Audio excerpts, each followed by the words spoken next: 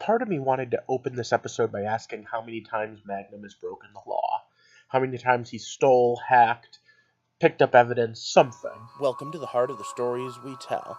My name is Rob, and tonight I will be reviewing Sudden Death, Episode 5 of Magnum P.I. And you know what? You know why I'm not talking about all the times he did that? Because that's longer. It would take longer than my average video length. Alright, so a little more just to be a little bit of going after my pet peeve. Not only does Robin have this glacially huge estate, not only does he have multiple Ferraris, he has a yacht. And let's not forget the fact that Magnum takes random chicks out on the yacht and they're topless. So, Okay, so not exactly a strong point. But we also have the fact that this writer has what's probably the most fortified location on the island so far, sort of a military base. Mostly run by these two, with a mooch or two along the way.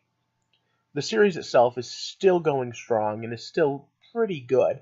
It keeps up its high-octane speed, and this episode, even when it slows down, still has a lot of heart to it, so I'm still digging it. I just think there's a few problems coming. For those of you that don't know what I do here, I review stories like Magnum, and I come up with theories of how and why we tell stories, and then I combine all of that into one big look as I try to dig into the heart of all of the stories we tell. If that sounds interesting, click subscribe. So yeah, Magnum's a hypocrite. He specifically used the defense this week that he had to do something or else he'd lose his PI license and this, that, the other thing. But he does so many unethical things all the time. And at the same time, the hypocrite thing of they're doing the will they won't they with Higgins, but they want to showcase that he's also the swinging bachelor. Meh. So once again, it's stop. Spoiler time. The worst part is that I don't think that any of those things that I just complained about in the spoiler section were needed. We could have totally gone without any reference to topless women on that boat and still had the exact same scene right down. And what exactly did TC and him fighting have that it really added to the episode? At the end of the day, he still needed TC's chopper. He still needed to prove what was going on with the performance-enhancing drugs. And Higgins still had to see and talk Magnum up as being the White Knight. All of which could have been done without including either of those things. In fact, Magnum had no need to turn over that evidence. The cops could have just found the evidence. They could have just left it there. No, it was false drama, and that's one of those things that irks me. Especially with the fact that, like I said, this episode slowed down a little bit more than some of the others, and it slowed down for those false dramas.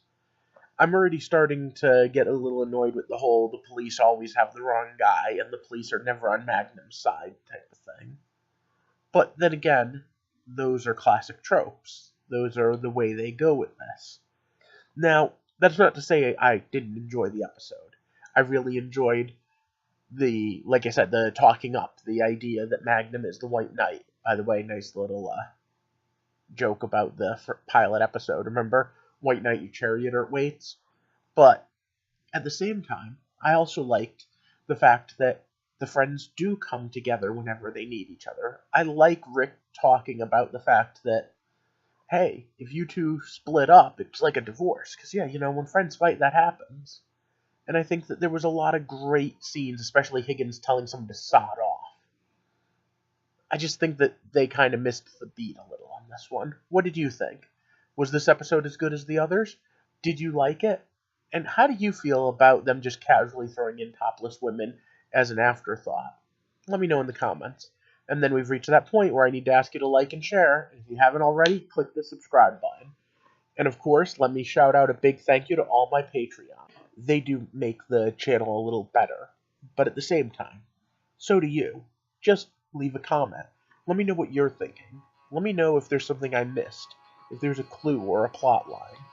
And do you think that there's something going on with Robin Masters? Do you think that that huge estate and why he has such high protection is going to come into it before the end of the season? Let me know as we walk through the heart of Magnum PI.